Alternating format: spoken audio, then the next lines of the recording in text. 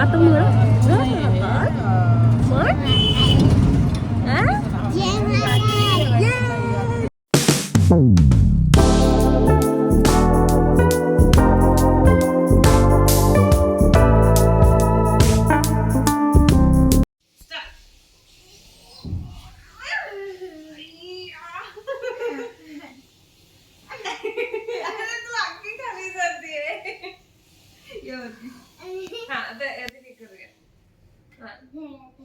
वरती ये वरती हळू ये वरती हाताला लागेल. या आपण दुसरा गेम काय ती जोरात मारते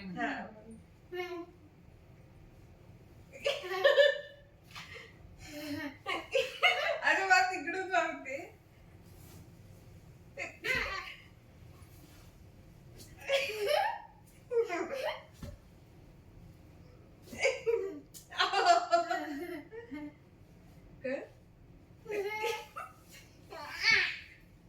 आता मी करू आई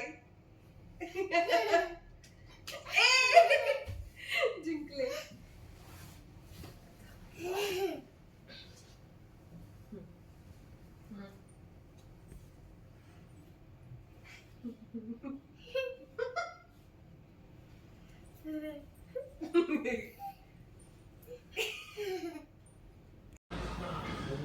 फक्त ते पास काढावे लागतील ते बघूया.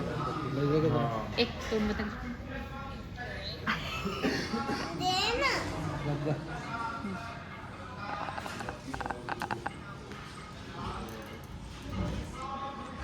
तू कर अथिरा. काय कर मस्तपैकी फ्रेश होऊन झाल्यावर आम्ही खाली आलो होतो नाश्ता करायला. पोटभर नाश्ता केल्यानंतर आम्ही ठरवलेलं होतं की उज्जैन एक्सप्लोअर करायचं आणि पटापट नाश्ता केला आणि आम्ही उज्जैन एक्सप्लोअर करायला निघालो.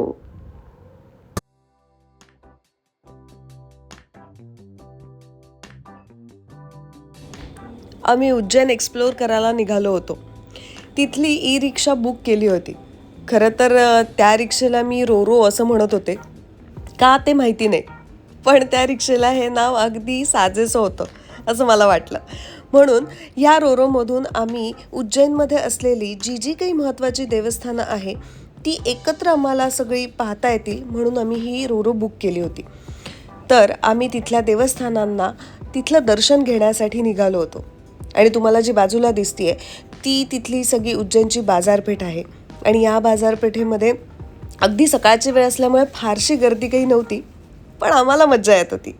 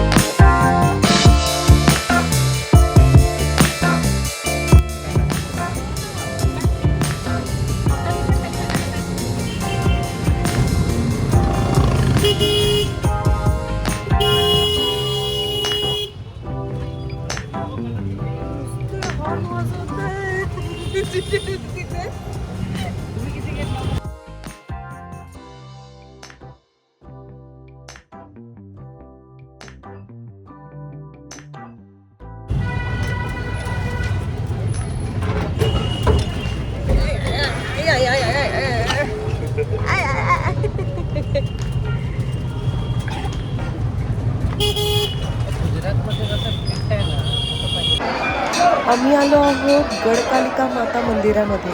हे 51 शक्तिपीठांपैकी एक हे मंदिर आहे. आणि या मंदिराच्या परिसरात फिरत असताना असं दिसून आलं की इथे असं बरंच काही काही मेसेजेस असे लिहून ठेवलेले होते. ते काय होते ते खरंच लक्षात येत नव्हतं. पण जर तुम्हाला हे माहिती असेल तर तुम्ही मला कमेंटमध्ये नक्की सांगा. असे खूप वेगवेगळ्या पद्धतीतले तिथे मेसेजेस होते. जर तुम्हाला दिसत असेल तर तुम्ही ते वाचू शकता.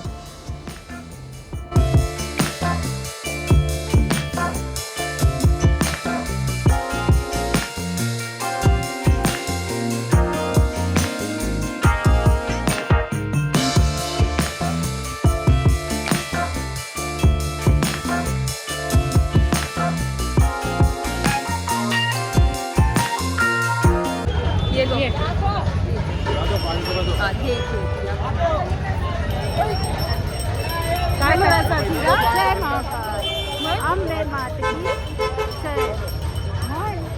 तुझ्याकडे आले की ती बोलत नाही.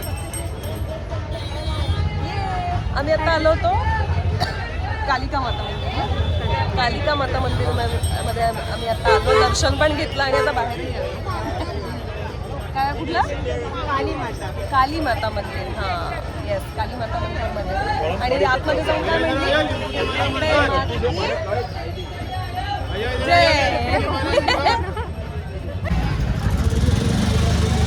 तर आता मी जी रिक्षा केली आहे त्या रिक्षेला येण्याची वाट बघतोय आणि अशा उन्हात थांबलोय.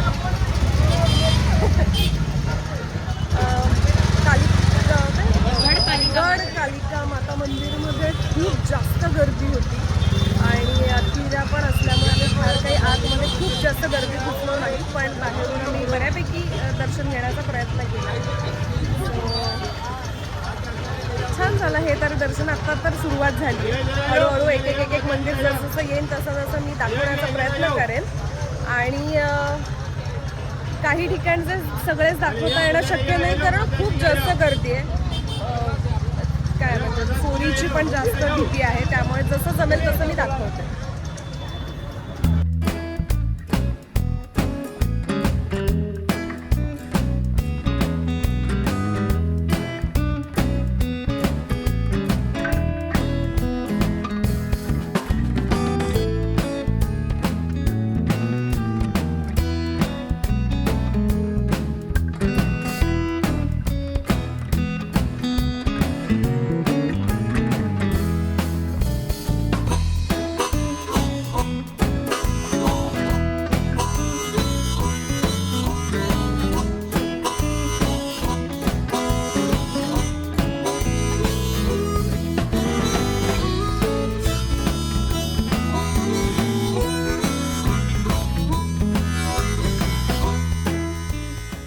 आम्ही आत्ता आलेलो आहोत भरतरी गुफेमध्ये.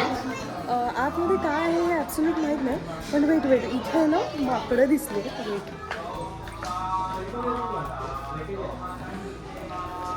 बापरे, एखाद्याला खरंच वाटलं तर उगाचच फोन बिन ओढून न्यायची भीती वाटते.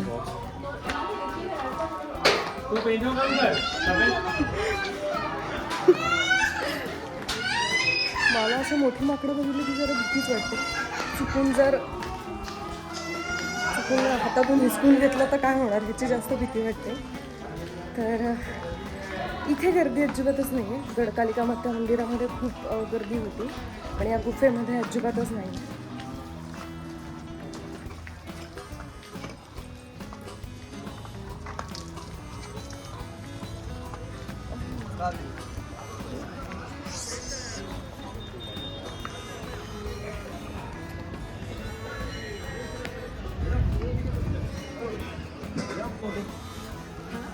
यूपी मध्ये एमपी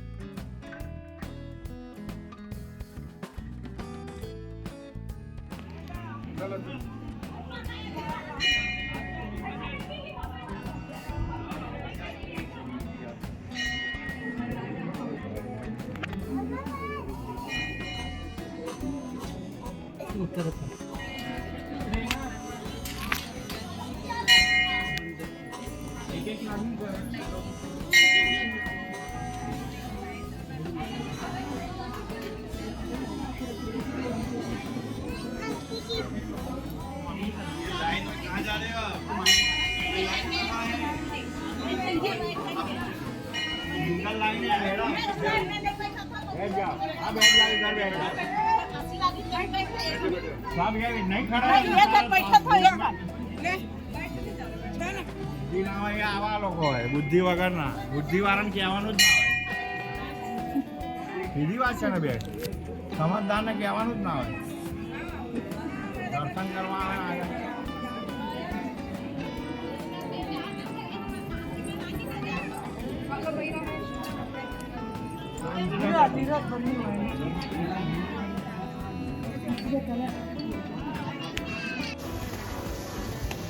या अथिरा हात लाव. परत एकदा लाव ना. अथिरा हात लाव. जा पटकन.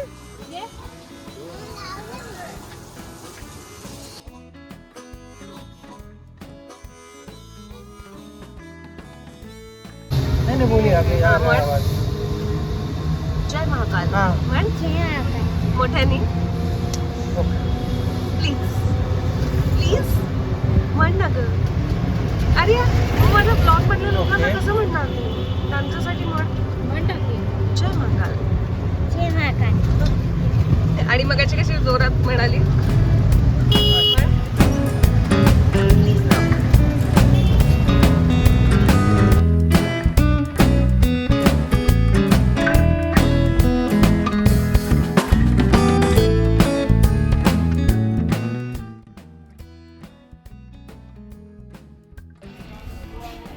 आणि हे ते सगळं मंदिर आहे. हा मंदिराचा सगळा परिसर आहे.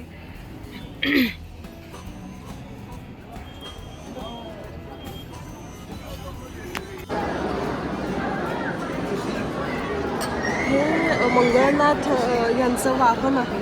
जसं आपलं जनरली देवारामध्ये जाताना मंदिरात जाताना कासव असतं तसं हे त्यांचं वाहन आहे.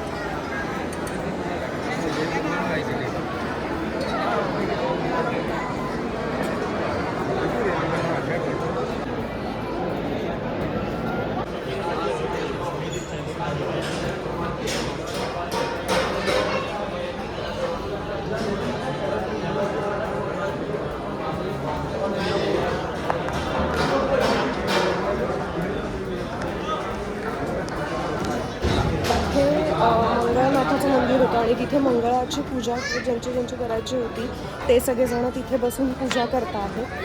सो हे असं दृश्य आहे मंगळनाथ मंदिराचं. तर हा जो सगळा परिसर आहे तो मंगळनाथ मंदिराचा आहे. आणि इथे ज्यांना मंगळदोष आहे किंवा मंगळाबद्दलची काही पूजा करायची असेल तर ती इथे आहे. आतमध्ये एक नवीन गोष्ट बघायला मिळाली ती म्हणजे आपण कोणत्याही मंदिरामध्ये गेल्यानंतर पहिल्यांदा कासव असतं आणि आपण त्याच्या पाया पडून जातो. पण इथे वेगळं वाहन होतं मंगळनाथांचं, ते बघायला मिळालं. तर म्हणजे देशातलं हे पहिलं मंगळाचं मंदिर आहे. त्यामुळे बघायला खरंच एक उत्सुकता होती आणि खूप छान आहे. मी तुम्हाला बाहेरचा जो परिसर आहे तोही दाखवते. मंदिराच्या आतमधलं बऱ्याच अंशी मला शूट नाही करता आलं कारण तिथे अलाउड नव्हतं. पण मला जेवढं जमेल तेवढं मी करण्याचा प्रयत्न केला. तर मी तुम्हाला परिसर दाखवते. हा तो सगळा परिसर आहे मंगळनाथ मंदिराचा. इकडे पार्किंग आहे आणि हे ते मंदिर आहे.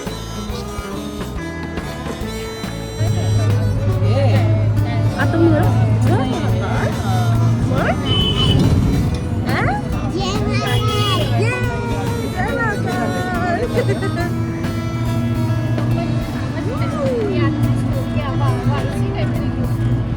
रिक्शा का कंपनी का नाम क्या है भैया? येतच गेलो होतं तुम्ही. बेंचमार्किंग केलं होतं त्याच्यासाठी ओपन आहे प्रॉपर. तुझं नाव सांग. नाव सांग तुझं. सांग ना तुझं नाव सांग ना ग. तुझं नाव सांग ना ग. बरं कसं करायचं आपण मी ना या कसे दोन करायचं कॉम्बिनेशनला खूप ऑब्सेस आहे. कसं करायचं जरी असं कॉम्बिनेशन करायला दिलं तरी कसं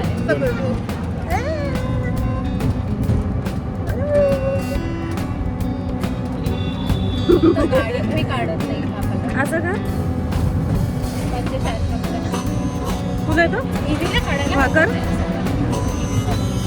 हं?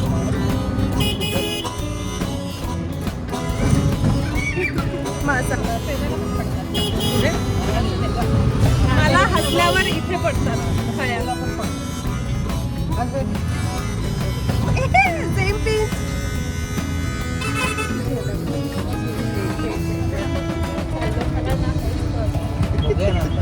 त्यांना माहिती आहे ना कुठे न्यायचं आहे ते बस झालं.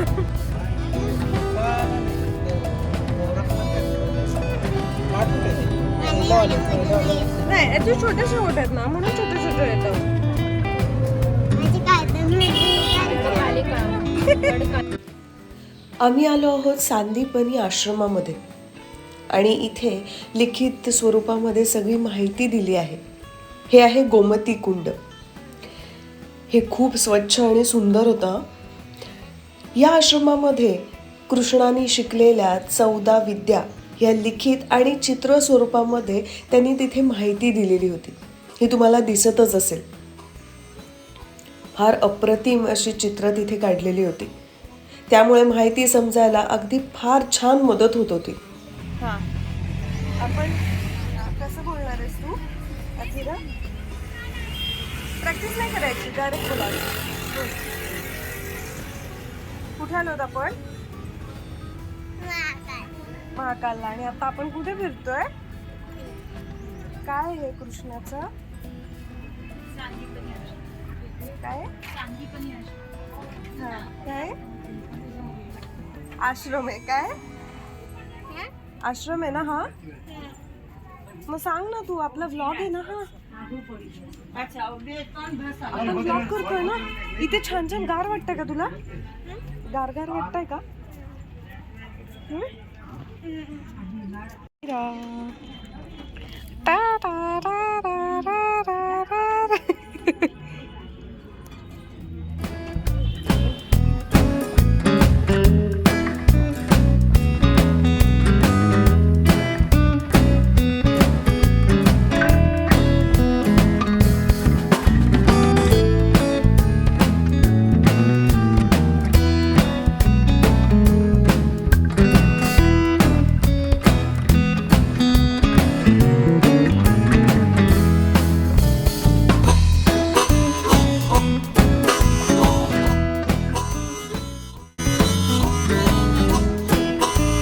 अथिरा काय झालं तुला नाराज व्हायला? हा सांग ना काय झालंय?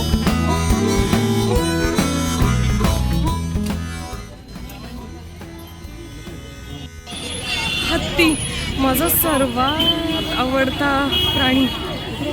मला खूप आवडतो हत्ती. हत्तीचं दर्शन घेऊन आम्ही निघालो आमच्या पुढच्या प्रवासासाठी. तर तुम्हाला हा व्लॉग कसा वाटला हे तुम्ही मला कमेंटमध्ये नक्की सांगा. आणि माझ्या चॅनलला लाईक करा, शेअर करा आणि सबस्क्राईब करा. भेटूयात नेक्स्ट व्लॉगमध्ये. Bye bye.